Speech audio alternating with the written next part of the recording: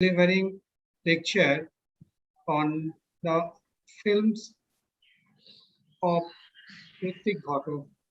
I'm sure that all of us will be enlightened on the projects that was not completed yet, that was not completed by him, and we'll be enjoying it very much.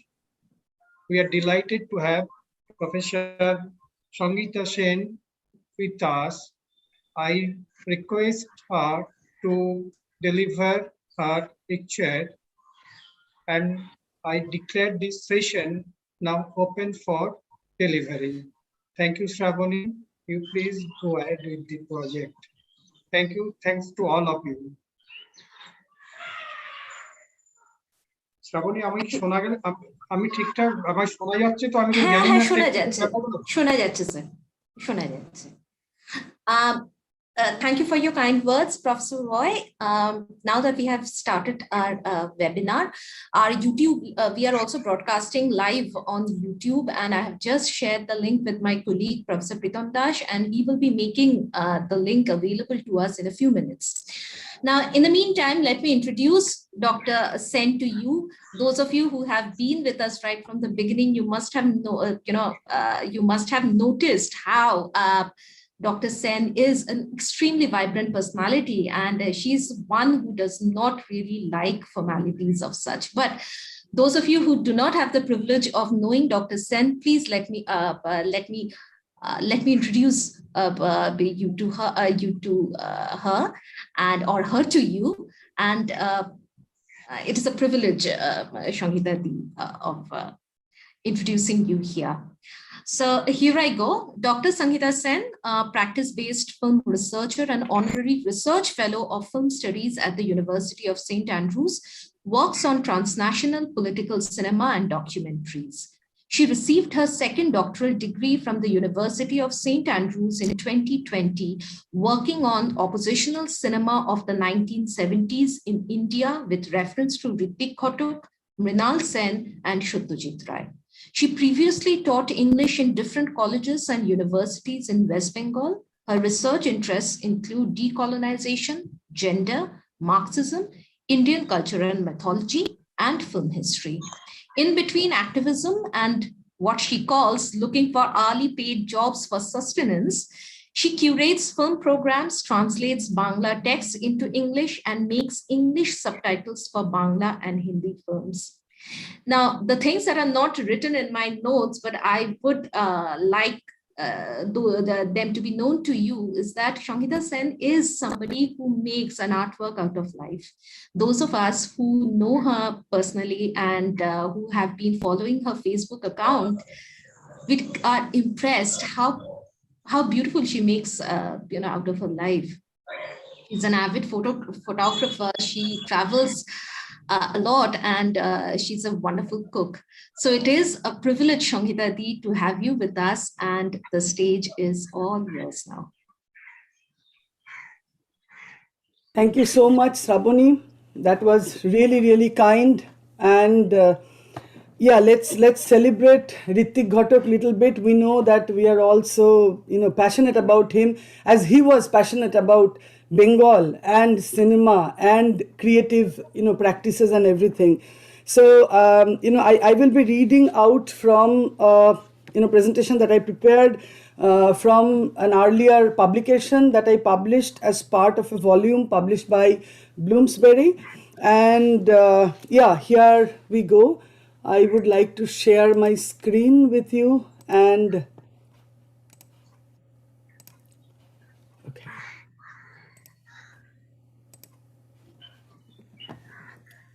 right. Film history is speckled with unrealized, lost, and or subsequently found and incomplete projects. One such distinguished case in Indian film history is that of Ritwik Ghatak, who has a body of unmade, lost, and incomplete projects that outnumbers projects that are now recognized as classics. His comprises 8 feature films, 7 documentaries, 4 shorts, 1 advertisement film, and 7 screenplays for other directors. Among his shadow projects are his thesis on cultural practices, about 22 unmade film scripts, 4 incomplete feature films, and 3 incomplete documentaries. I'm not mentioning a couple of film ideas that he had and he wanted to make film out of. I'm not talking about that, but those of us who are enthusiastic about Ritwik Ghatak, we know about these projects as well. A study of these projects and what compelled him to abandon them can throw light on an important episode of the hidden history of Indian cinema and Ghatak's unrealized potential. A close look at his struggle with both complete and incomplete projects reveals a prolonged battle throughout his career against the establishment using art as his weapon.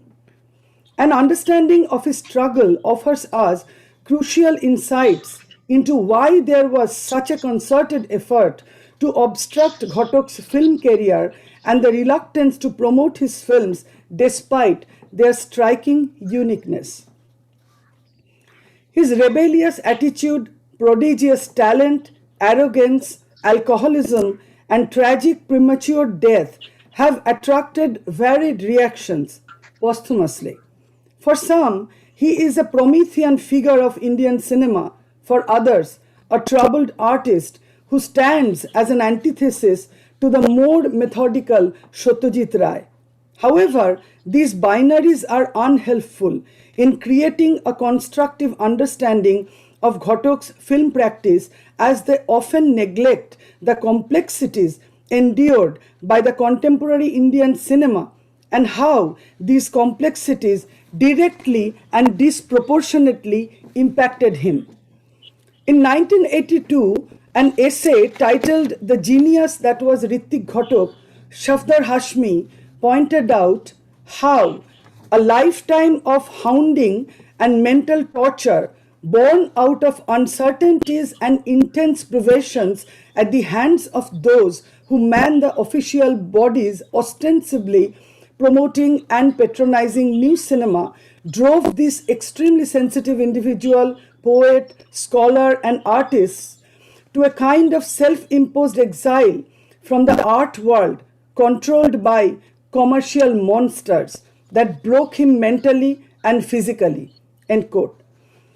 Both the acts of romanticizing and discrediting Ghatak impairs an objective evaluation of his works, the role he played in shaping Indian cinema.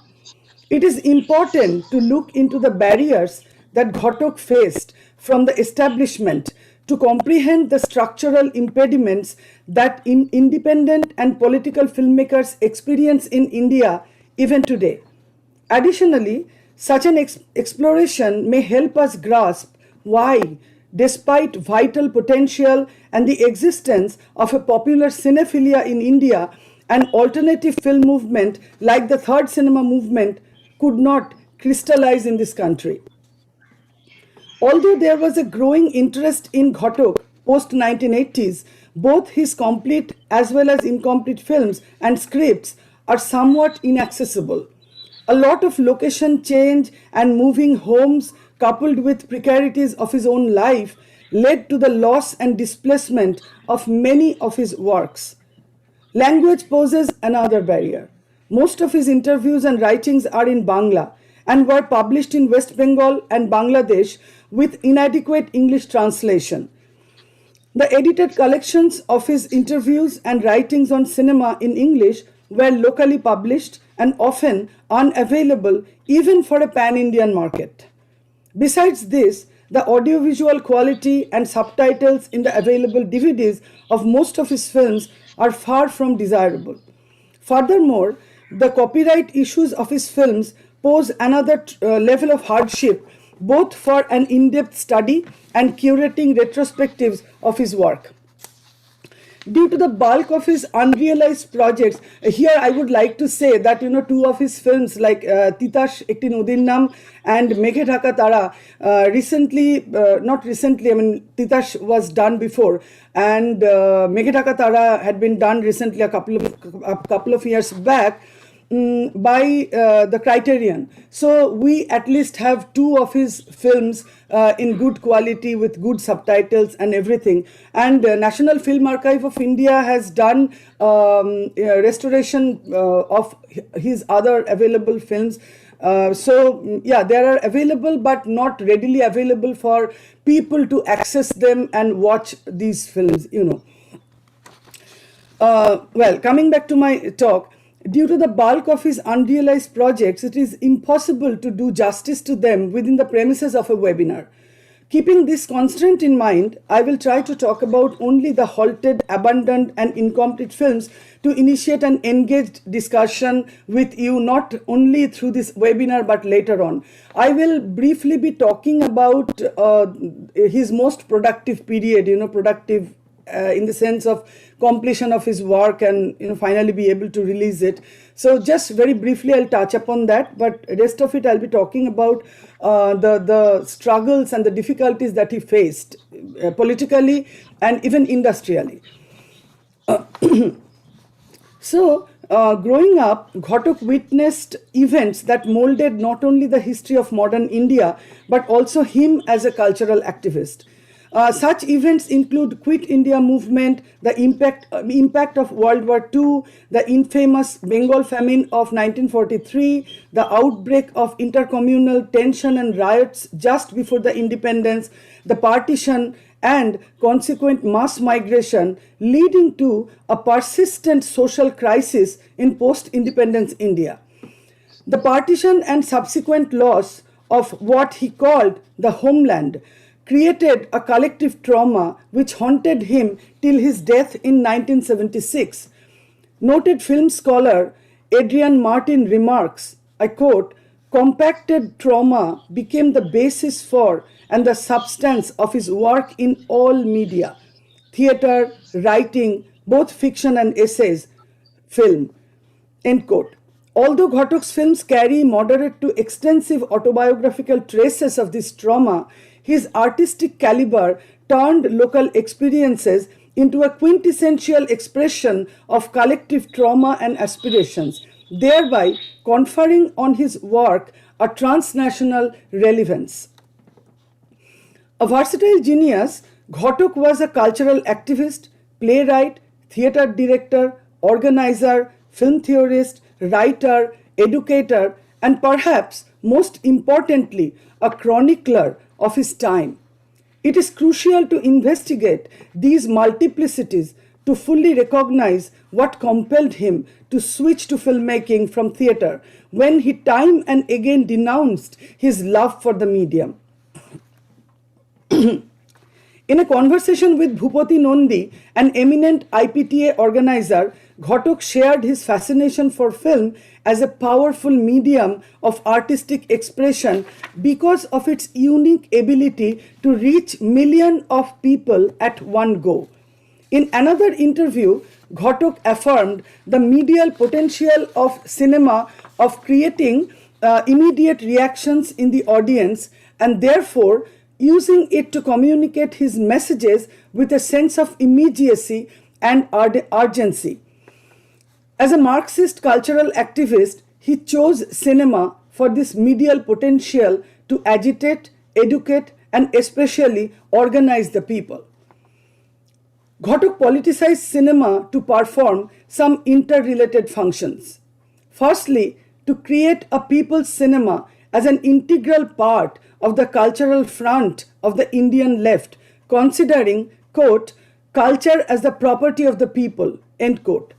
Secondly, by weaponizing cinema, he was mounting an opposition to Indian art house cinema's elitist pursuit of good cinema.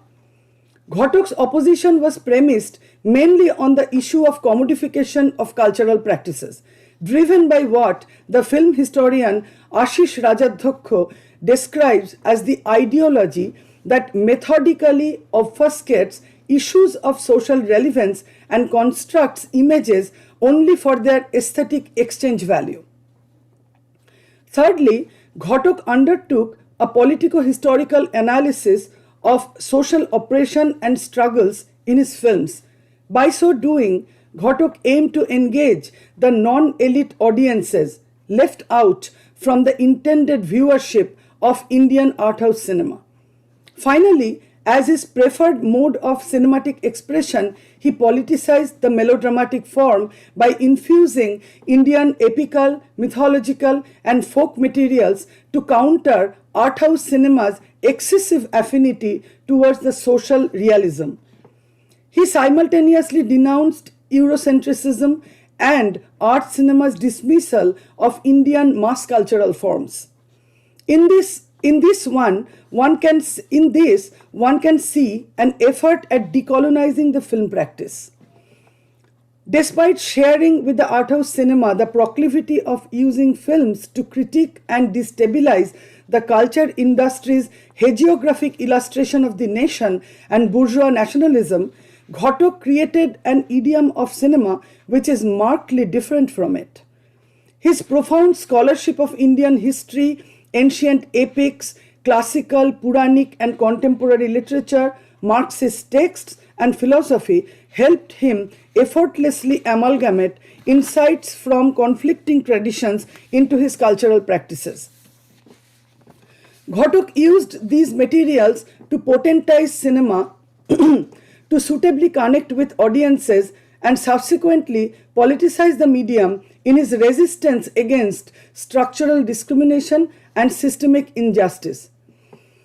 All his films and writings, right from his first abundant collective project of 1948 until his very last, Jukti Tokko Ar Goppo, keep this focus intact. As I mentioned earlier, Ghatak's turning to filmmaking was ideological, and his films formed a part of his leftist praxis as opposed to the mainstream view of cinema as a cultural commodity.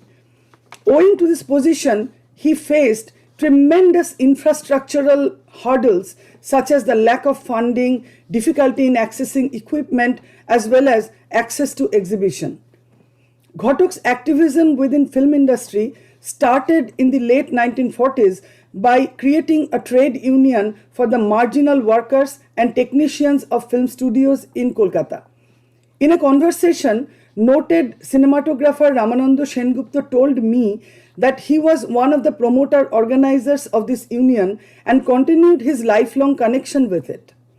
In 1948, the transformation of the ongoing peasants' movement that is Tebhaga movement, into an armed struggle against the newly independent Indian state and the creation of the red zone in the Kakdip area brought Bengal into a fresh turmoil. Against this backdrop, Ghatak's very first film project was conceived as a collective endeavor in guerrilla filmmaking with his close friends such as Mrinal Sen, Rishikesh Mukherjee, Sholil Choudhury, Taposh Sen, Bongshi Chandragupta, and Nipen Ganguly. This project was initiated after 8 peasant revolutionaries were killed in police firing in November 1948.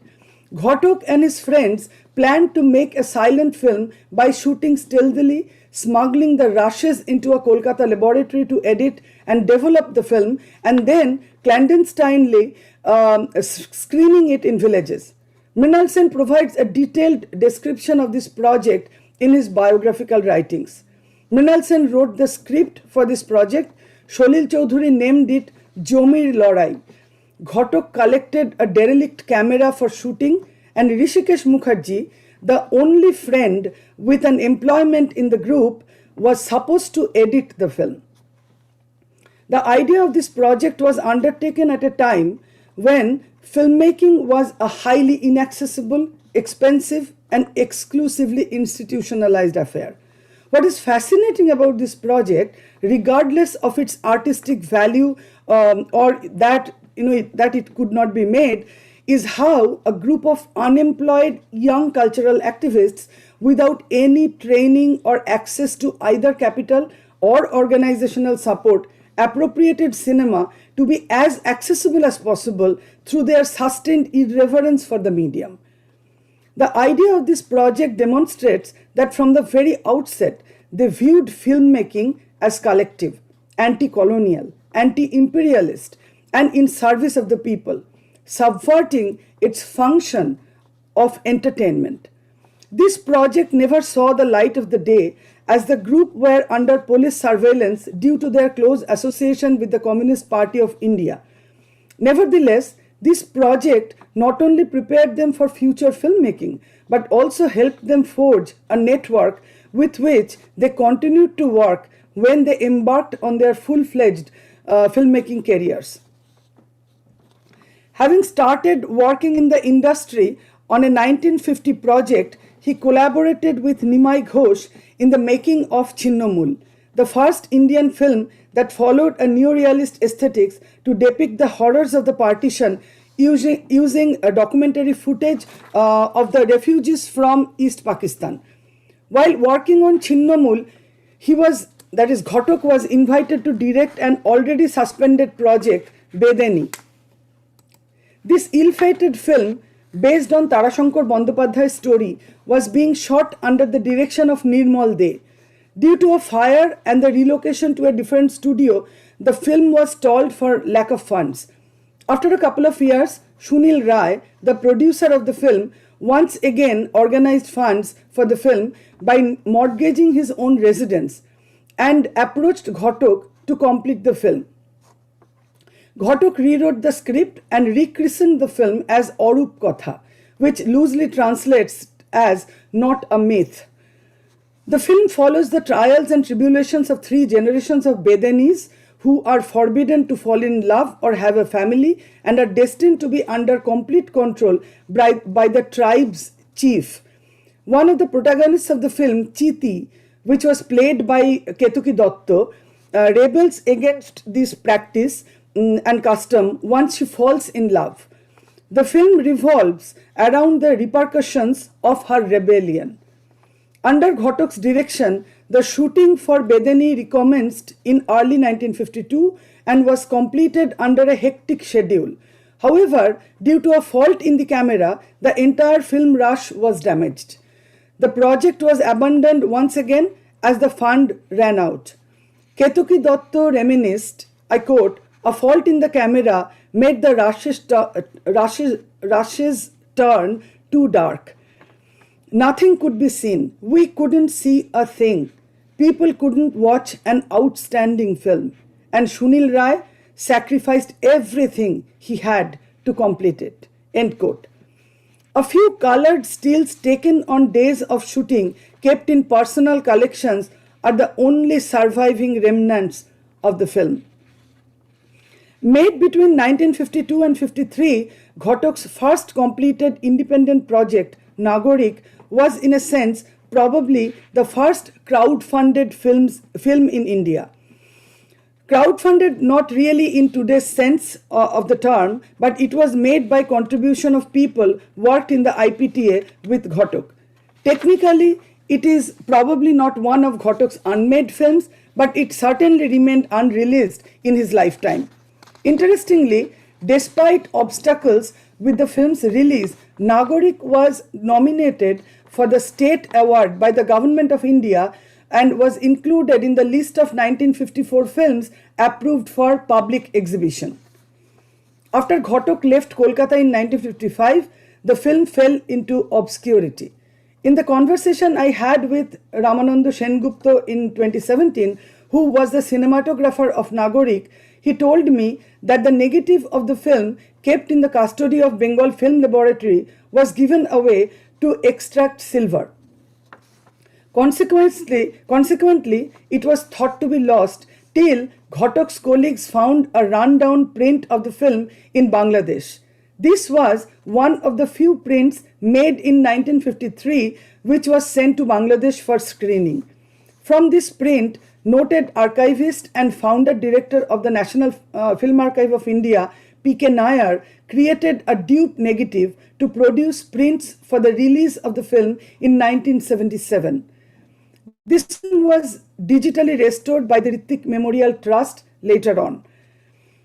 1953 brought both accolade and acrimony for Ghatak.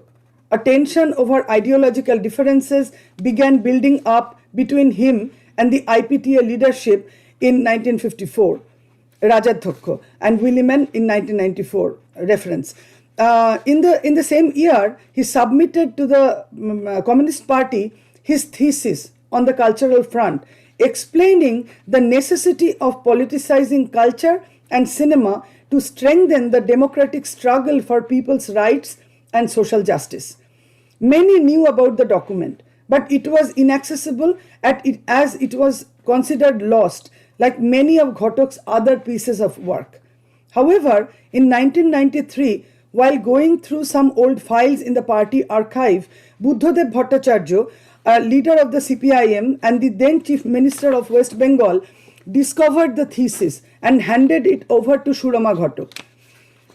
The document was published as part of the semi-centennial volume of the IPTA in 1993, for the first time after nearly 40 years since its writing. Quote, an arrogantly committed and forthright man, he had alienated many people by his strong sense of conviction and feeling, commented Kumar Sahani, noted filmmaker and Ghatak student at the Film and Television Institute of India, Pune. Ghatak's sense of obligation to the dispossessed had its roots in the unfathomable misery that the partition inflicted on millions, including himself. His argument about the cultural front did not sit well with the party leadership, and he was soon served with a 23-point charge. After writing his detailed defense to each point, Ghatak charged a cohort in the leadership of a quote of factionalism within the party and grouping and disruption in the frontal organization, end quote, while using the IPTA as the breeding ground for such practices. He was expelled from the party in 1955 unceremoniously. The end of his formal relationship with the party did not put an end to the animosity that the conflict started. In 1955, a disillusioned Ghatak left Kolkata with a job as a scriptwriter in the Filmistan studio, Bombay. During this period, he was working on a number of scripts such as Shat Lahori, Raja, Jader Keu Mone Rakhe Na in 1956, Notun Foshol, Amrita Kumbher Sandhane and Okal Bosonto in 1957. None of these scripts were made into films and were subsequently lost. In 1957, B.N. Sarkar, a film producer and the founder of the New Theatres, invited Ghatak back to Kolkata to make Notun Foshol, in which Ghatak saw an opportunity for a cinematic experimentation. However, Sarkar abruptly withdrew from the project after a few months, citing financial uncertainty and indefinite delay in starting the work. In 1958, Ghatak started working on another project, Arjun Sardar, which was also abandoned for similar reasons. The period between 1958 and 1963 was the most fulfilling in his film career, although there was no dearth of obstacles in his path. He completed 5 films, Ojantrik, Bari Theke Paliye, Meghe Dhaka Tara, Komol Gandhar and Subarno Rekha. Despite constant struggles with funding and lack of equipment to make films outside the studio system. All of them were later recognized as classics by film scholars and cinephiles. However, other than Meghe Dhaka Tara, the rest of his films failed badly at the box office for reasons often not directly connected to the quality of these films. With reference to the reception of the 4 out of his 5 films, Subarno Rekha was not made at the time of this interview. So Ghatak sarcastically commented, I quote, "My first film was called a picaresque episodic film along the lines of the 18th century Spanish novel Gil Blas de Santillane. The second was called a film of documentary approach. The next was a melodrama, and the fourth, nothing at all, just no film," end quote. Ghatak's anguish was not so much because his films were not well received, but because of the obstacles created by some of his former comrades and members of the film fraternity, fundamentally endangering his filmmaking career. The fourth film in the above quote refers to Komal Gandhar, a film about the factionalism and weakening of the IPTA. The content of the film angered some people in the party, and screening of the film was planfully disrupted.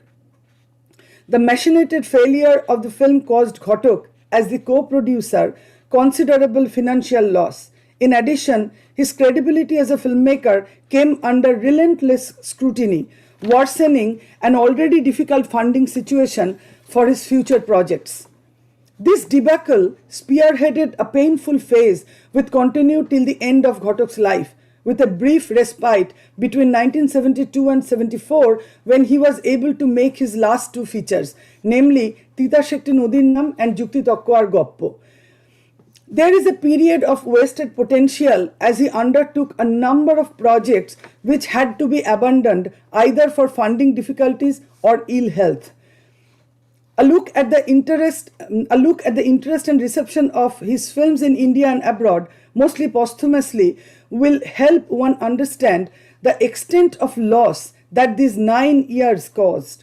Watching Ojantrik made the noted French film critic Georges Sadoul spellbound, even though he watched the film without English subtitle at the Venice Film Festival.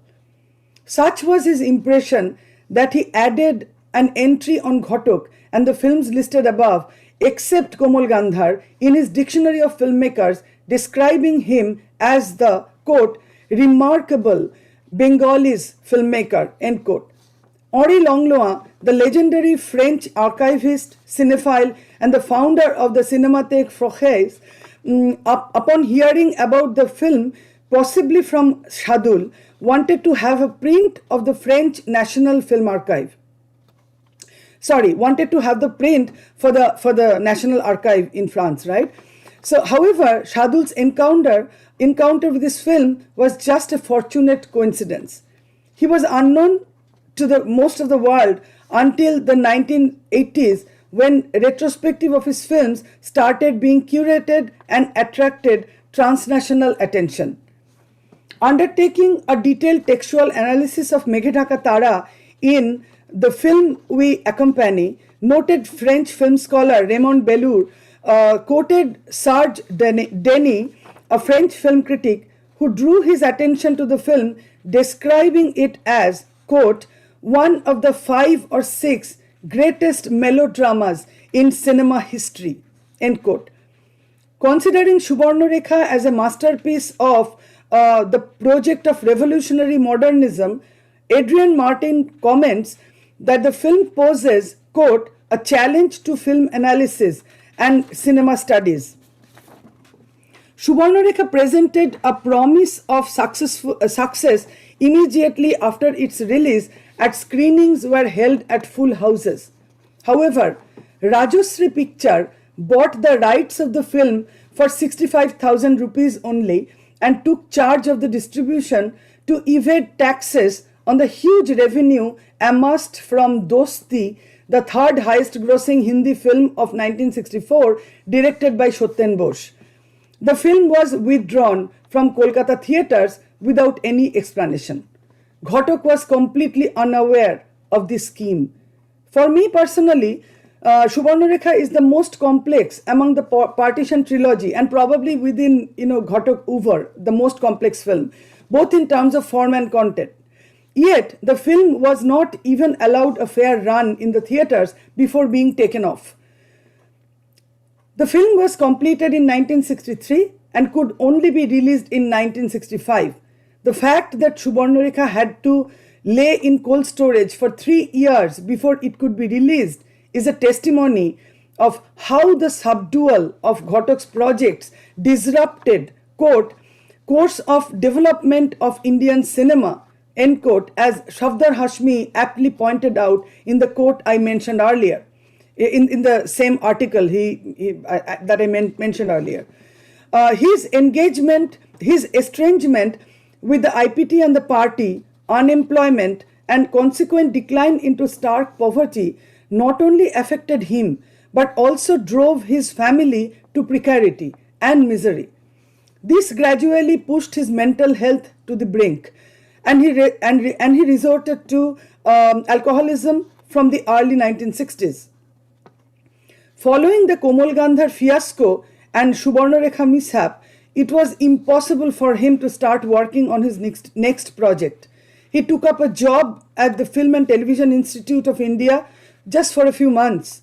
His mental health deteriorated. He didn't like it there, although he loved teaching. He described in one of his writings and interviews, he described this phase as very rewarding, teaching as a very rewarding activity, because he could see young filmmakers being trained, and their wonderful ideas, their wonderful thoughts about cinema, and he saw in that a very good future of Indian cinema, Indian experimental cinema to be precise.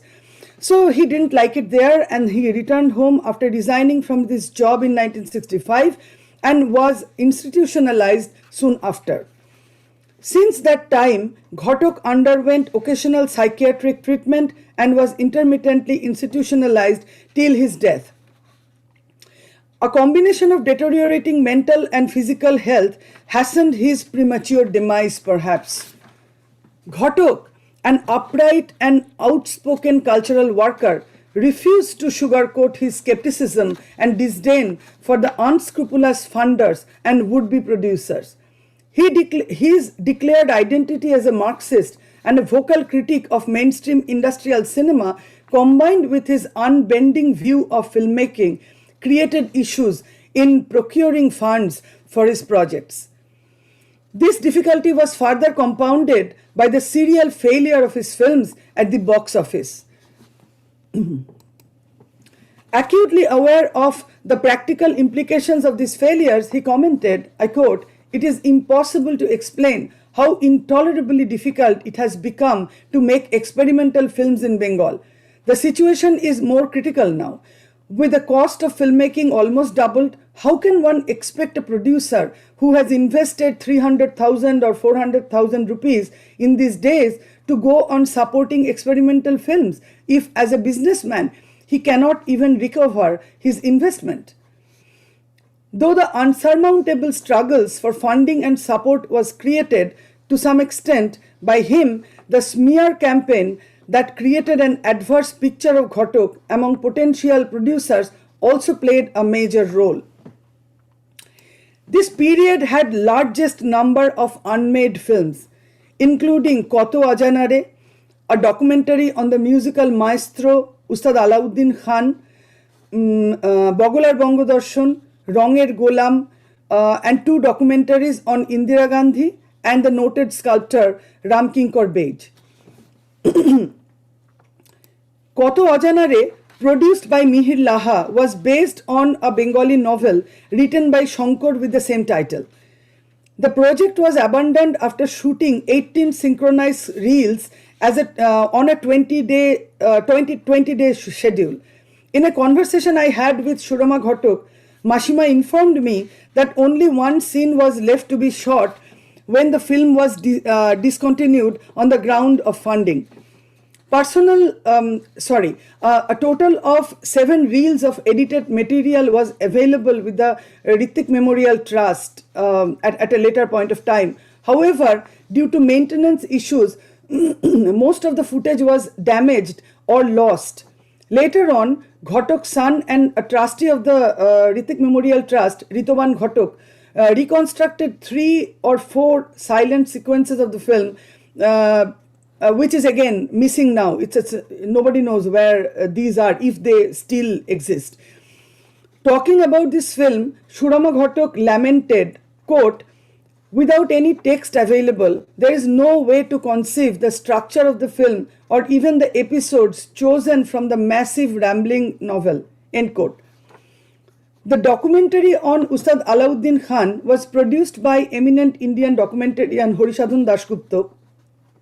But after the shooting was over, Dasgupta informed Ghatak that he was withdrawing from the project. However, Dasgupta released the documentary in 1963 without giving Ghatak credit as the director. Sorry about that. Bogolar Bangodarshan was Ghatak's next unmade project. This was an adaptation of the Italian filmmaker Alexander Bassetti's 1942 comedy drama, which is translated as Four Steps in the Clouds. The film was set in the context of Bengal, capturing the nuances of urban and rural life. Not Bassetti's film, but Ghatak's film, Bogolar Bangodarshan, was set in nuances of urban and rural life. It was shot in black and white, 35 mm. The shooting went on only for a week, from which only 4 reels survive. An aesthetically beautiful film, it showcases Ghatak's captivating camera work as well as a pleasantly surprising levity and humor. The plot of the film utilized the issue of mistaken identity of comedy of errors. Had it been completed, Bogolar Bangodarshan would have been Ghatak's experimentation with serio-comic genre and could have freed him from the restrictive image of him as a partisan filmmaker. Let's watch a small segment from the film.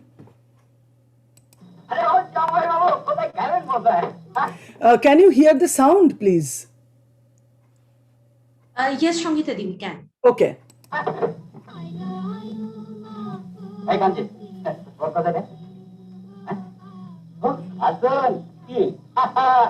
কলকাতার ফাটা চলবে না মশাই, আমরাও দেখিয়ে দেবো। সিরাজদৌল্লার পক্ষে বর্গী নয়, আমরা সুদা নাটক করছি, ওকে। আর এই কারিবাবুর পাঠটা সেটা আমি করছি।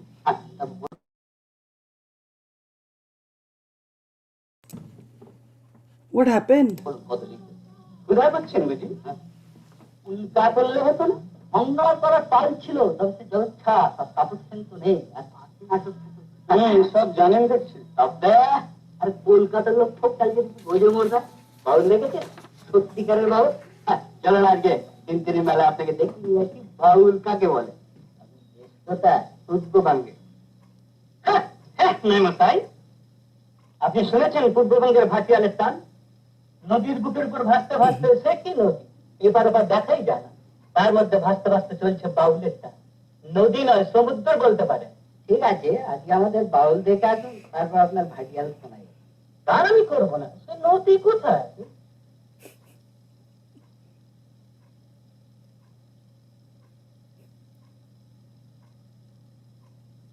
মেঘনা নদীর ডাক শুনেছেন? মেঘের ডাককে বলে ওদিকে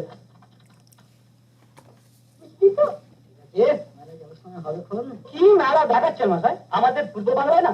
ধরুন, মন খারাপ হয়ে যায়।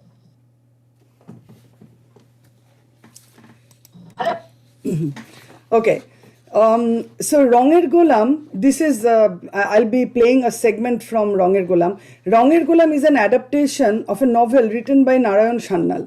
The shooting for the film started in 1968. Ghatak was the scriptwriter, director and producer of the film. I'm playing a small segment of the film as I speak because this segment doesn't have a sound. His longtime collaborator Anil Chatterjee played the lead in the film. Nearly 1/4 of the film was shot in 7 days in an outdoor location in Bolpur. Yet again, funding shortage, along with his aggravated alcoholism and ill health, led to the abandonment of this project as well. Soon after the suspension of shooting of Ronger Golam, Ghatak had to be readmitted to a mental hospital in Kolkata in 1969. Only about 3 reels of footage from the film without sound and a synopsis of the script done by Ghatak survive from this film. Between 1972 and 1975, he undertook 2 more documentary projects on the Indian premier in Indira Gandhi and noted sculptor Ramkinkar Bej. The first was abandoned after probably just 1 or 2 reels of shooting, and the second remained incomplete. Ritwik Ghatak completed the second film, but it was not formally released.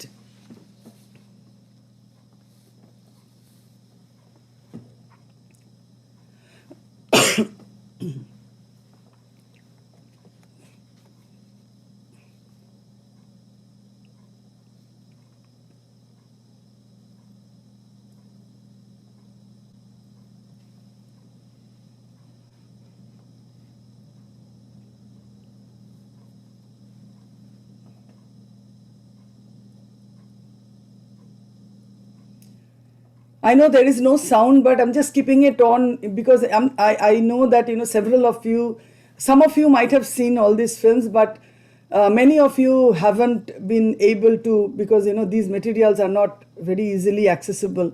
So I'm keeping it on for you to have a glimpse of, these films.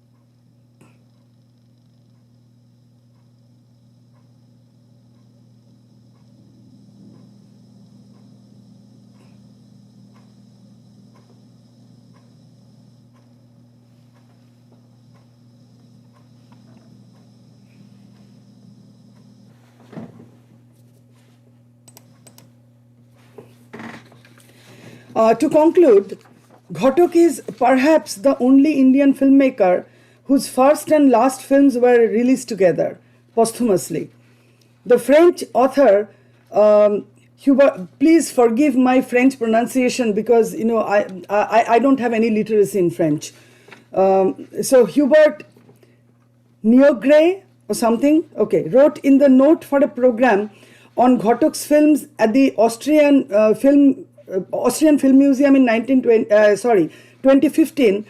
I quote, "For those who were lucky enough to see one of his films, Ghatak is one of those rare artists who, by their way of showing things, can change our own perception of the world." End quote. Over the years, Ghatak has been transformed into a legend in India, defined by stark binaries, such as a genius but an erratic, undisciplined, and alcoholic artist, unique but also the infant terrible of Indian cinema and cultural practice, as film scholar Murray Seton once called him. In the process of mythologizing Ghatak, a noticeable tendency emerges to romanticize him as the quintessential rebel up in arms against the leadership of the Indian Communist Party. However, what is often suppressed in this effusive discourse is the fact that Ghatak had the characteristic critical insights of a Marxist, and his critique of certain policies of the Indian left and the leadership was an essential part of the dialectical process of the Marxist political praxis. Moreover, such overt emphasis on Ghatak's conflicts with the party, identifying it as the sole barrier in his artistic career, and finally to his undoing, takes away the focus from the massive antipathy that he suffered from the bourgeois establishment. This includes the influential people who regulated the film industry, exhibition and distribution circuits, and the official bodies of the government in control of censorship, funding, granting awards, and promotion of Indian cinema in national and international festivals. Ghatak was in opposition to both the national bourgeoisie and political elites for their uncaring attitude towards the masses, and the culture industry that works as the propaganda machinery for this group. It is hardly surprising, therefore, that these formidable forces invested a considerable amount of their clout to quash an uncompromising voice of dissent such as Ghatak. It is important to remember the damage that was caused by these external forces gathered against him, the cumulative effect of which resulted in the great number of unfinished and lost works. Thank you very much. That was my 2 pence. Thanks a lot, Shonghita Di. It was a wonderful, wonderful, time that we had looking at some of, the footages, which I, for one, have never come across. So now we open the session for the participants in case they have any questions. Since we have some time in our hand, it will be okay if you unmute yourself and ask the questions directly to Dr. Sen. It would be wonderful if I could see your face. This past 1.5 years, I am so sick of, talking to a dark screen. It is tiring and it's not good. Sorry about that. Totally. No, I agree totally. So the participants, if you would please unmute yourselves, switch on the camera and come face to face with all of us and ask your questions. That is absolutely all right. And in case you don't have any questions, if you have any observations that you would like to share with Dr. Sen, that would also be wonderful. Shravani, Shonghita Di, Dr. Sen. Shonghita Di, of course. As I told the participants that we purposely try to keep the session very informal because we thought that you would like that. Yeah, so, definitely. Any questions for Shonghita Di, please?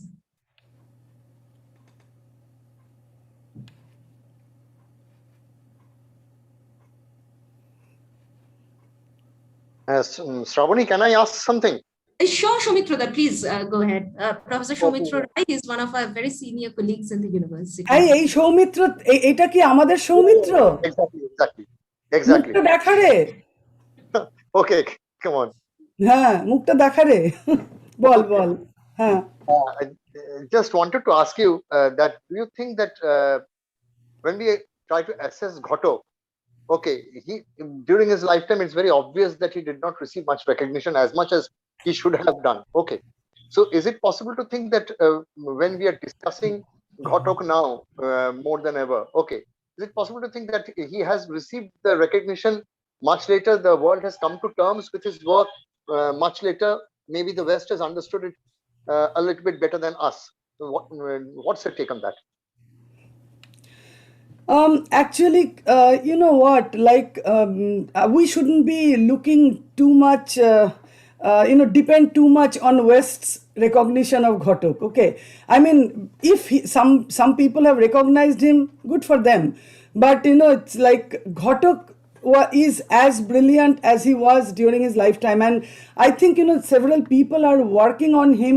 Here we also have to remember, Soumitra, that there is a huge amount of gatekeeping regarding when you want to study Ghatak. There is a huge possibility of you being dismissed, and you need certain pedigree to approach Ghatak, and several of us don't have the pedigree. Certainly I don't have. But I think Ghatak is as much mine as huge names associated as as I call them, the pandas of Ghatak Mandir. So yeah, so that kind of practice that we have here, and we are very idol worshipping kind of a race. Bangalis are. So that's also another barrier. We are working on Ghatak. I am working. Porichoy is researching Ghatak. Moinagda has written extensively on Ghatak, and there are quite a few very young scholars and students who are very interested in Ghatak and writing such beautiful assessments of Ghatak. I'm sure people are actually trying to engage with his work. So he is getting our attention, and more importantly our love, compassion and respect. So yeah, I mean, I think he's getting, and he has been getting that attention for some time. I forgot the year, in some Porichai enlighten me if you know the ER. There was this huge program in Pompidou Center in Paris that was one dedicated program on Ghatak, and they brought out a wonderful volume on Ghatak's work in French, of course, but they brought out a dedicated volume on Ghatak. So I think people are working in their own little way, and I'm sure his centenary is coming. There will be loads of work, not all very good, but some work among them will be very good. We are waiting for Porichay's book to come out. There will be some important intervention there. Yeah, people are working. Shankar, may I offer some comments on that? Yes, please. So thanks so much for the session. Because nobody talks about these unfinished projects.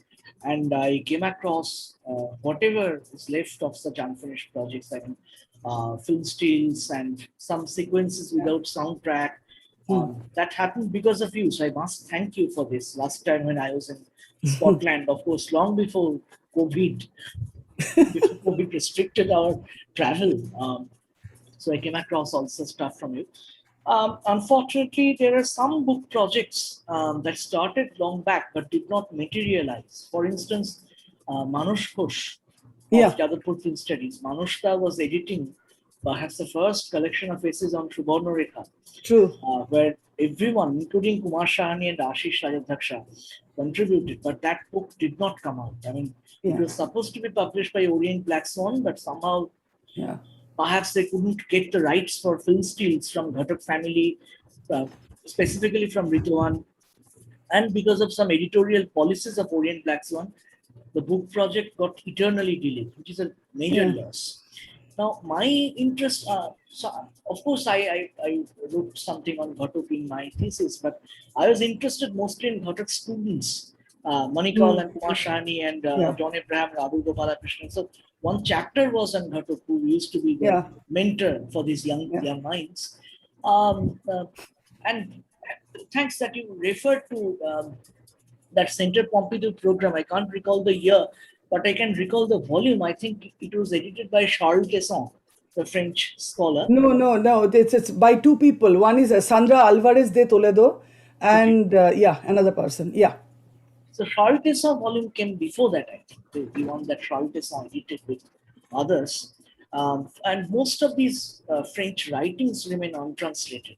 I mean, Sarj Dani's article in Ojantrik has been translated by Orindam and one of his colleagues. But still, there's no translation of Remo Bellu. So I quoted Remo Bellu's article on Meghe Dhaka Tara, which was translated by Adrian, I think, for Rouge Journal. But there's another article by Remo Bellu on Komal Gandhar, which remains untranslated till date. Yeah. I could access it in its Spanish translation when I was in Argentina, but there's no English translation. I just have one, two comments to offer. Firstly, about this, even though it's a bit tangential, at the very beginning of your talk, you told us about the third cinema movement and its potential, how it remained unrealized in India. Now, my engagement with Latin America, has proven that, I mean, not only India, but somehow all the third cinema conferences that happened in Africa and the Americas, everywhere, we can see a sustained absence of Asia in general. Oh yeah. That this is my thesis is about that, isn't it? I mean that's exactly what I addressed in my thesis, that even if it is a very brief stint in India, we definitely had a third cinema and oppositional cinema practice in India. And it's I mean, other than Williman, Rajadhokko and Geeta Kapoor, nobody else talks about that. And I think it's just a part of our job to talk about it and bring it back to the discussion, because it's a gap. It's a gap in a very well documented history of a film movement. Although episodic, very short lived, it has changed, right?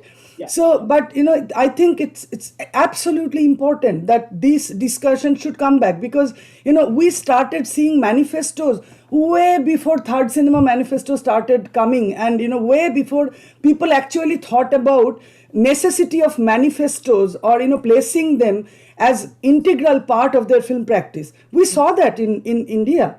Yeah. So I think all these things need to be spoken about and discussed.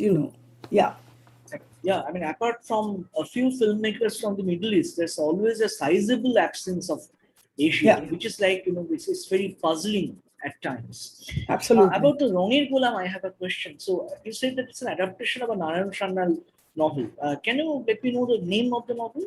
Mashima told me about this. I cannot give you offhand right now, but I will have to look for it. I mean, when Mashima spoke to me, Mashima was very old. So she will, go from one topic to another topic. So, and I recorded everything that she said. So that's what I dug out of the interview. As far as I can, sorry, interrupted. As far as I can recall, of course, Rongir Gulam in its narrative, it has a kind of this ominous presence of the partition, Yeah. lurking around, like Yeah. many of his other films. And as far as I can recall, only 3 works by Narayan Sannal address partition directly: Gokunda PL Camp, Arunno Dandok, and Dandok Saburi, which is about the Bengali refugees in Dandakar. Yeah. Yeah. Yeah. So it's a strange coincidence that he wanted to adapt a national novel. About the other thing, so about the It is also possible. Sorry, Puricha, to interrupt you. It is also possible that Ritwik Ghatak actually picked up points from all 3 novels, because if somebody is writing something, writing on partition, and Ghatak is not reading them, I find it difficult to understand, believe. So even if it is not from one novel, it is possible that it's taken from different aspects. And Ghatak was brilliant in just turning insignificant storylines into very important work, and commentary. So possible. Absolutely. I'm just a prediction. I mean, there's no way that I can verify it now. Yeah. And except for Titas, he Yeah. has never adopted any well-defined literary text. True. To be True. honest. Yeah. One last thing about this, unfinished project on Indira Gandhi. So, and again, I'll take a dig at the so-called Calcutta-based cultural icons and celebrities here. So, Shomik Bandyopadhyay organized a relentless attack on Ghatak in several interviews and writings for making this documentary on Indira Gandhi, as far as I can recall. In one of his articles in that Rajat Rai edited book on Ghatak, I read that. And Utpal Datta, but also much later, in a theatre studies collection where he was interviewed, he tells us about this, and he kind of sort of badmouths Ghatak for deciding on making a documentary on Indira Gandhi, and especially after the emergency. So, and he explicitly hinted at the close bond that Ghatak had with Indira Gandhi. So he used to meet Indira Gandhi when she, had official visits in Calcutta Raj Bhavan. So all these things are mentioned. Yeah. And I mean, it is a vitriolous attack on his filmmaking definitely. potential that went on, and vitriolic attack, sorry. And it's relentless. I mean, it goes on and on without making any reference to his filmmaking potential or his filmmaking aesthetic. It's always about, and also his struggle. These are the things also that he struggled against, didn't he? Yeah, exactly. Yeah. So quoting Bijan Bhattacharya and Utpal Datta, Shomik Bandyopadhyay starts talking about how Ghatak's acting skills can recall something similar on Soviet screen in case of Eisenstein's Ivan the Terrible, this broad, big, exaggerated gestures. So according to him, he was unable to make films that are not exaggerated. So he believed in a specific kind of acting style that was prevalent in Eisenstein, and also his personal equation with Indira Gandhi that comes under attack. Unfortunately, and this is very unfortunate, because when I interviewed someone like Adur Gopalakrishnan, Adur was all in praise of Indira Gandhi's funding for parallel cinema. I remember that because Adur spoke so highly. I mean, I spoke to Adur as well, right?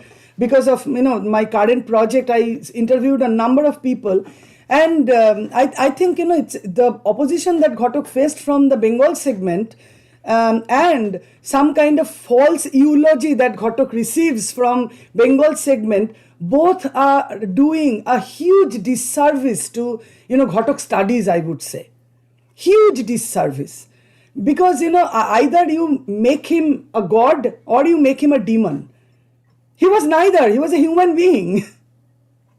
Yeah, Adur was all in praise for Gandhi's kind of investment in art cinema production and the Yes, formation of yes. Film Development Corporation. Perhaps because this is just my hunch that for Shomit Bandyopadhyay and others, emergency and years leading to the emergency, they were synonymous with Siddhartha Shankar Roy's misrule in Bengal.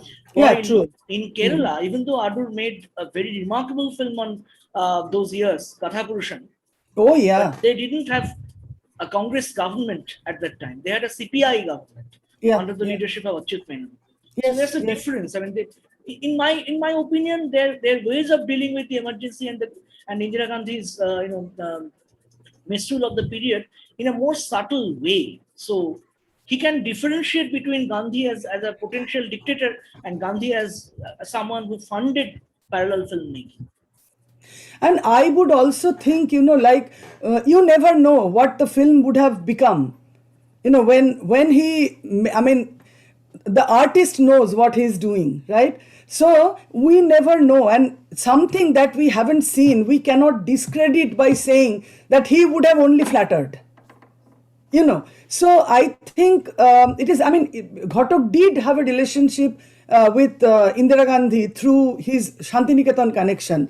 And and Indira Gandhi was a culturally trained woman also. So Indira Gandhi also knew about cultural value of Ghatak, right? It's Indira Gandhi did not just send a helicopter to bring Ghatak back because because of their personal relation, right? So I think I don't pay much attention to such kinds of kind of vitriols or too much of admiration. Like I know, I mean, they are time bound also. Like the time when they said such things may have elicited such reactions. But yeah, I mean, as far as I know, that Gandhi documentary, I think only one reel was shot. Only one day of shooting happened, or maybe 2 reels, not more than that. And those were not even developed, as much as I know. Thank you. There is a question already in the chat box. So Momita congratulates you on a wonderful talk, and then she asks whether you can throw some light on his short stories. I do have his short stories. Where is it? Yeah, here somewhere. Oh yeah, I have his short stories. I think if you I won't be able to offer any expert comment on his short stories, but I feel his short stories appear very episodic to me, and I think they are all beginning of something bigger. And it's you see the cinematic. There is this story about a tree, just about a tree, and how that tree provides a refuge to different kinds of travelers who are crossing the road. The trees on the roadside near a river. You actually see. I can't avoid thinking about that tree when I watch Meghe Dhaka Tara. That huge, the opening shot, and I see that tree. So I think you see the cinematic Ghatak even in his writing. I mean, I think Ghatak was a hugely gifted visual kind of artist. Visual artist, not in the sense of filmmaker visual artist. So he perceives things very visually, and he can communicate things very visually in a very wonderful way, right? So I think, yeah, his short stories and then his plays and his films, they make one beautiful necklace. They are just different kinds of beads. That's what I would say. I don't know whether I answered your question, Momita.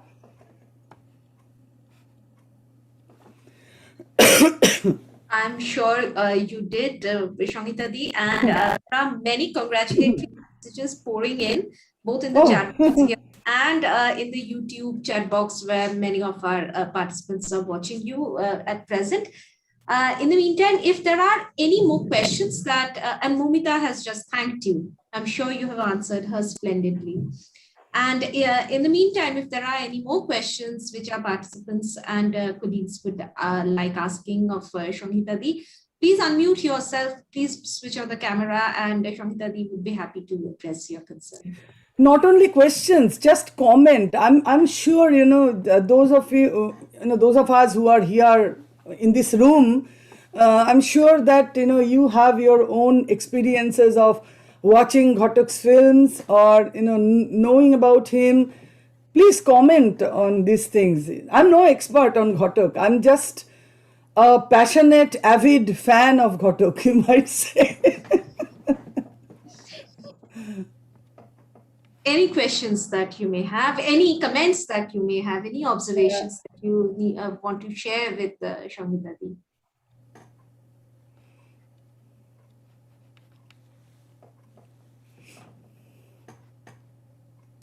Shangita Di, in the meantime, I'm sure people are thinking of their questions right now, but in the meantime, something that made me a little curious, Ghatak has always been extremely invested in music, in the use of music in his yeah.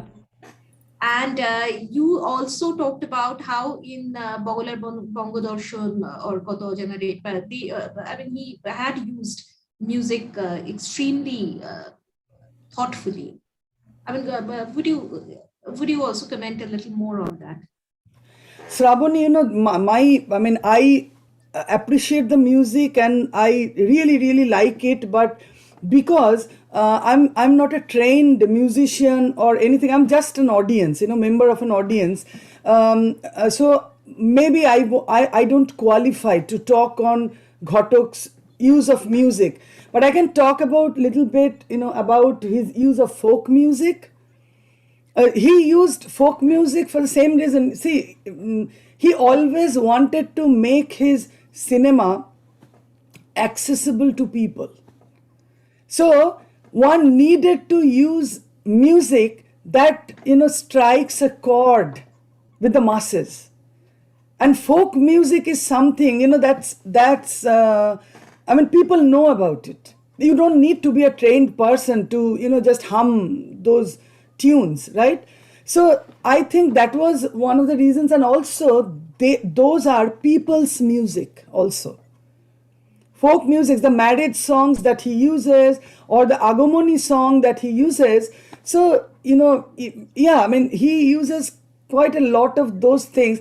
And that's also part of his use of mythology, folklore, people's version of things. Can you remember that sequence in Subarnarekha, in that big aerodrome where that teacher is saying that অনেক দিন আগে এক রাজা আসিল, and then the story, and just imagine Ghatak is telling Ramayan, talking about Ramayan as the story of Sita.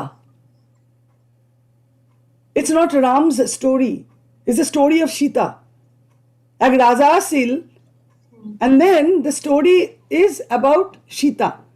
Okay, and see, basically what people perceives, the way people talk about these epics, and Ghatak talks a lot about epical mind of Indians. We know the story.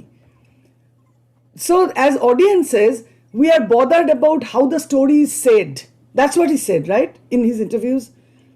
Exactly. So we know the story, we know the ending, we know everything.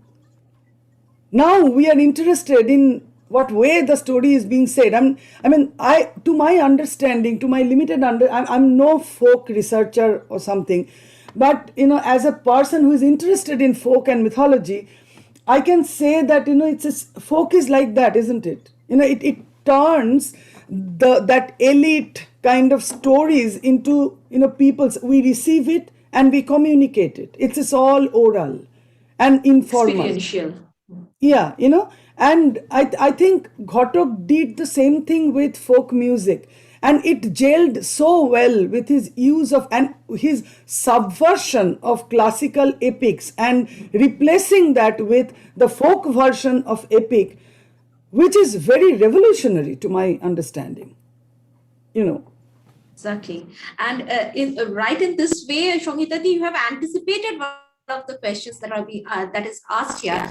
Nobunita Paul asks you, Ghatak is known for his extensive use of myths in his films. Ma'am, could you please throw some light on it? Yeah. This is what You I was just referring to. anticipated the question. You just think about his naming. His naming convention mesmerizes me. Okay, just take Juktitokko Goppo. What is his name? Nilkantho Bagchi.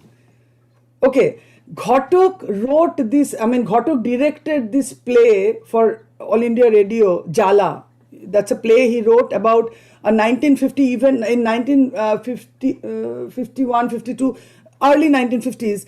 There was a lot of, suicides happening. So he noticed that, about 33 suicides happening, 33, 31, 30 plus suicides happening. So he decided to write a play, and then he says it is a documentary. Okay, so he did documentary theater as well. And then he produced that as Bhabesh Bagchi. Bagchi is their family name, right? Ghatak is their upadhi, the title that they received, right? So he keeps that remnant of his family name Bagchi with the mythical name Nilkantho, the person who drinks. And what his wife's name? Durga. Okay. Navadita just mentions that, and the name of Nilkantho's wife is Durga. Yes. So Durga, right? And then think about how Ghatak subverts the myth. Durga is Chiro Eoti. Durga is not supposed to be widow. Because why? Devadidev Mahadev cannot die. Nilkantho dies. And Durga becomes a widow. Okay. And Shotto, the truth, is their son. The truth becomes orphaned. Think about that. And how inherent is his understanding and his, and how Marxist can he be to, just make these myths stand on its head without disturbing their significances. So he's basically playing with the significances, right? He's just simply turning around the signifiers. I think that's wonderful. And also, this Shita, Abhiram, and then Ishwar. But Ishwar finally cannot change the fate of anything. Ishwar is dependent on Binu. Binu is showing him the light and optimism, right?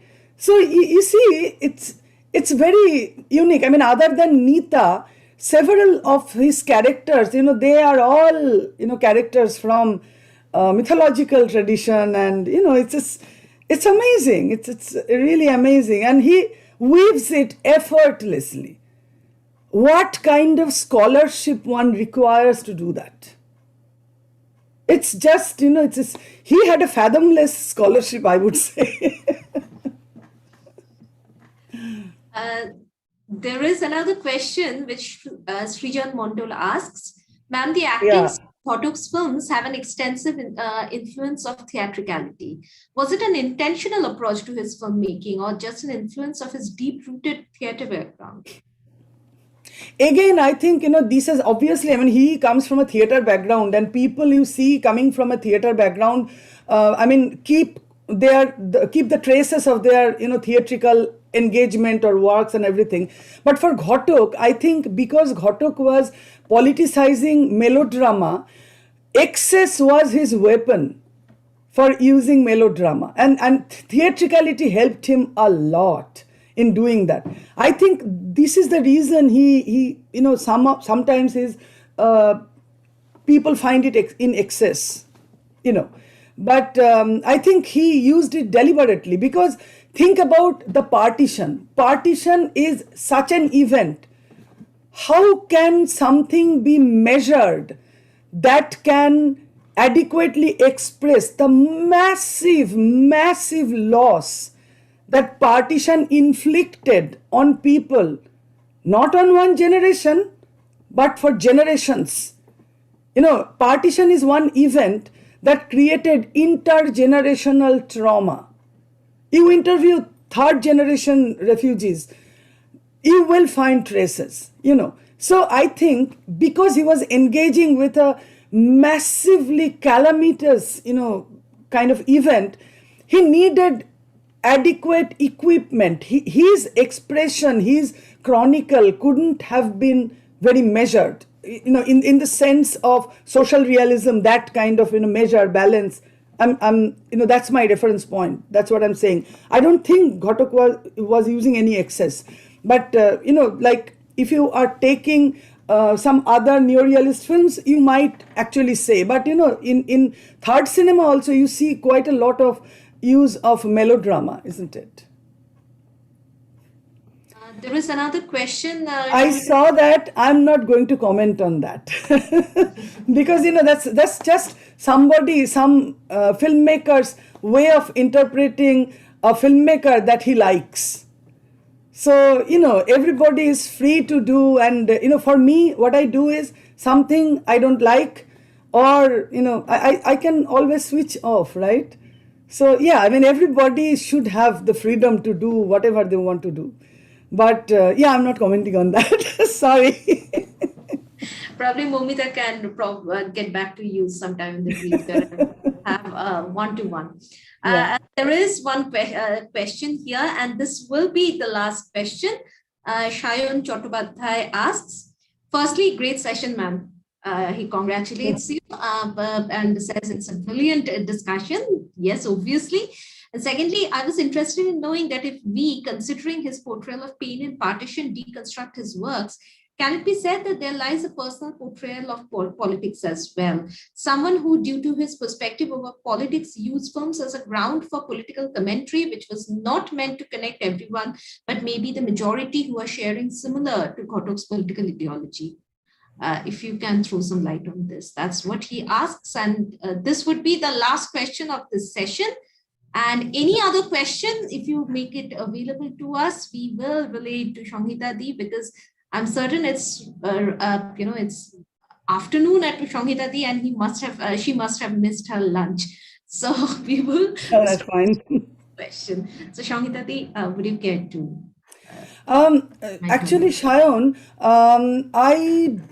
I'm not sure that I agree with you, because okay, so recently I interviewed a very well-known film scholar, Dina Yordanova, and she is obviously not affected by the partition, but it didn't impair her to understand what Ghatak was saying, because see, people receive pain in different ways, and I don't think there is even one person without any pain of separation. And pain of separation is something people, all people experience, in varying degrees, of course. It's not the same, obviously. So Ghatak spoke about a loss, a trauma, and you just it is not possible Ghatak's kind of situation to decontextualize Ghatak's responses, but at the same time I think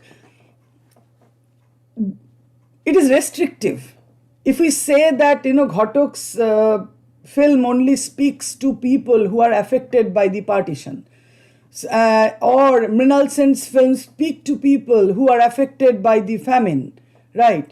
So I think it will be a rather restrictive view, and there cannot be any, I mean, personal and political, they don't have any dichotomy as such. uh, all of us, follow certain politics, all of us, and I think all politics is personal, and like, I don't know whether people will agree with me or not. I can't speak for everyone, but I think whatever position you are taking, it is a political position. It might be different from others, but it's a political position. And no artistic work could be impersonal. You know why? Because artists are person, and artists are also very individualistic. If there is no personal, how can you account for individuality? So I think, these are all the things that we expect unduly of artists, that, art has to be objective. Why should it be objective? No, art could be personal. If I want it to be objective, it will be objective. Even that is an impossibility to my understanding. But yeah, that's my answer. Hopefully I have addressed at least part of it.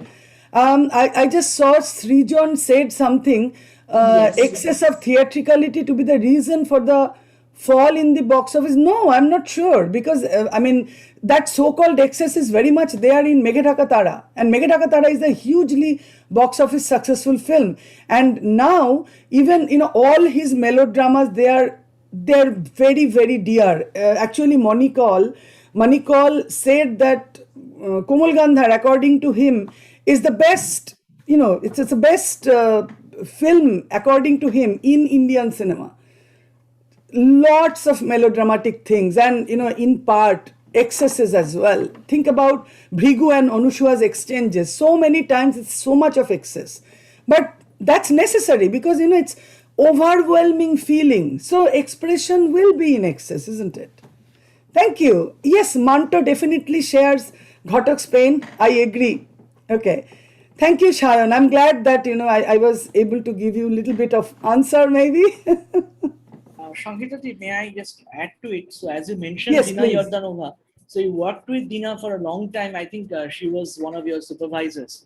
She was one of my examiners. Yeah. Examiners, sorry. Yeah. I So- collaborated with her for many projects. Yeah. Yeah. So for Dina, perhaps partition is not really a faraway experience, because Yeah. she is a very well-known Eastern European and Balkan cinema scholar. True, right? true. Wrote down Kusturica and Yugoslav cinema, Yeah. a nation Yeah. that doesn't exist anymore. Yeah. No, that's precisely what Dina told me. Dina told me that, Dina actually refers to particular sequences. That's so amazing. I can't tell you. Dina told me, it doesn't matter that a man standing next to a river saying that on the other side is my house. But I do understand the loss of home. I do understand the loss of home. It doesn't matter, that he is standing next to a particular river.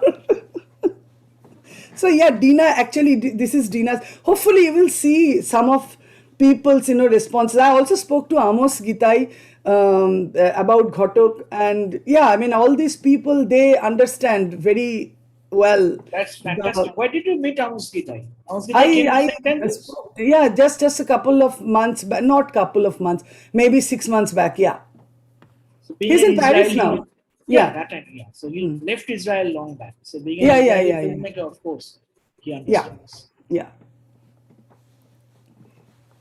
Thank you so much. It was such a nice discussion. I really loved it.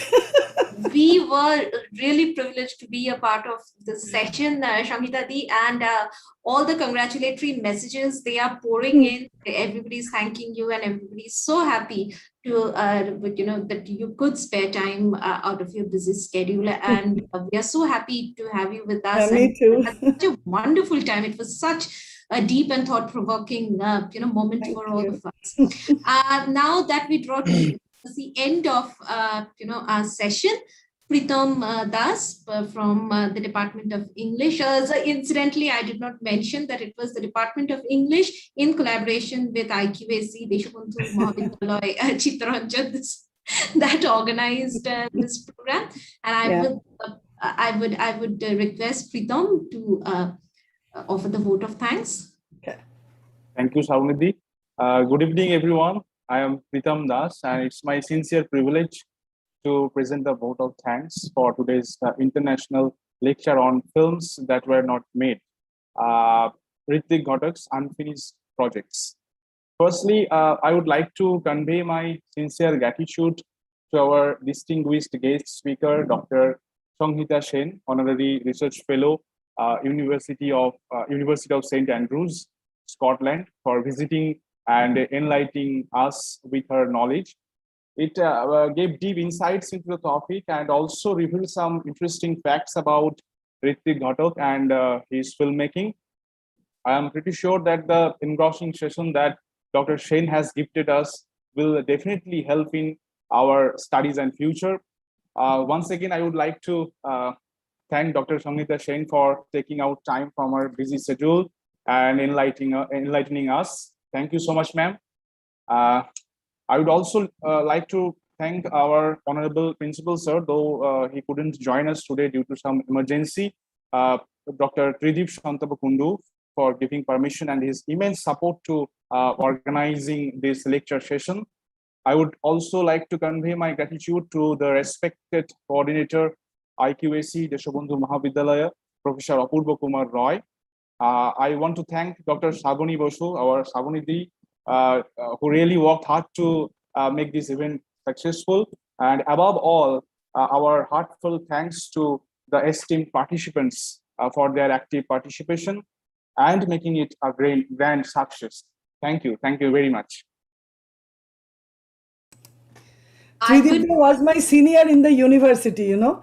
Tridipda was Yes. 1 year senior to my university, and we were actually very close in the university. Tridipda and his wife, yeah, they're very dear friends. Yeah. He was so looking forward to this session, Shomita. I know his family. It's I know pity he has. that. Yeah. But we have recorded every word that you have said, and it is already in YouTube. I'm certain, sir, and anybody who could have missed this program, they will be able to look back at it. I'll just add a few words in here. I also thank our Department of English because I see King Shok, Pushpita, Debosri, who is not keeping well, and Devashish, they have all been manning different aspects of this this event and helping us with organizing it. And I see many of our esteemed colleagues, senior professors who have joined the session, and many independent scholars who are so very interested in Ritwik Ghatak, and so we're looking forward to your session and what you had to say. And many of them are not even very technically savvy, but they still figured out a way of joining us today. It means I'm a so lot. grateful to all of you for organizing this, and it felt very connected because I'm very far away and I couldn't go to India for a long time, so I felt connected, and it was nice to talk to people, see some known faces. It's good. Thank you very much for organizing this. Thank you. It was wonderful getting The to know pleasure you. is all, as Shangita Di. And now I would request Professor Apurva Kumar Rai, our esteemed coordinator, IQSC, to formally close the session. Thanks to all, and Shravani for organizing such a program. And I also express my heartfelt gratitude to the honorable speaker who has delivered a nice lecture on Ritwik Ghatak. Before I conclude this program, this student philosophy, or every time I feel that the transcendental aspect that if you see a picture, a film of Satyajit Ray has, whether somebody likes it or not, he has made his film the way he thought to be presented. Exactly. And the film, the depiction of society, the way people, the filmmaker see the society, see the individual depicted in his film in that particular way. So it is again, it transcends to the viewer. So when I see his picture, his film, I realize it in some other way. The way he has presented, he has created this masterpiece. Like that, I have gone through during my student days. We have gone through some lectures, debate on Ritwik Ghatak and his film. And every time I felt that what happened and what was his state, what kind of state of affairs was there in society or in him, that the society he had realized that he had taken a project and without finishing that he is going to another project, again without finishing it, it goes to another project. This way of thing, is there any kind of some existential conflict within himself, the society or the society of him, so that he's abandoning a project and moving to another project, realize the greater perfection that he had thought of? Or is that some kind of thing that is there in my mind? When sometime again, when will be there any such discussion, definitely that will be keep in mind myself, and I'll ask you. Within this time frame, it is not possible to all discuss all those things. Anyway, we have been delighted the way you have presented, and thank you very much on behalf of Deshabandhu Mahavidyalaya and Department of English, the way they have organized the program. I definitely, I congratulate to all of them for offering such a program. In coming days, they will again organize such a program. And thanks, ma'am. Thanks to you very much. My pleasure, sir. Thank you, sir. Close this session now. Okay, thank you, sir. Thanks. Okay, bye. Bye, all of you. Thanks, Purichoida. You also contributed so well in the discussion. It's an informal session, so we are informally thanking you. Thanks for being here. Thanks so much. I know that you will be one person who will be able to appreciate Shangita these sessions. Porichoy is a collaborator. Porichoy also, Porichoy did a short promotional video for my Ghatak retrospective here. I did a Ghatak retrospective in 2017. So Porichoy visited me. Porichoy is a dear friend, and Porichoy is my cheering friend. So Thank you so much for that, and thanks so much Shravani and Pritam for organizing this. Yeah, definitely. Pleasure is all ours then. See you, Shangita ji. Okay, see you later. Bye. Bye.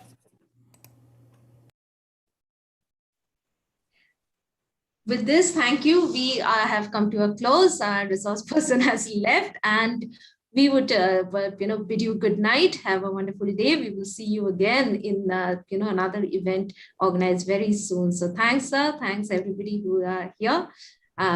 We would formally stop this broadcast. Thank you. Sir, shesh korlam tane.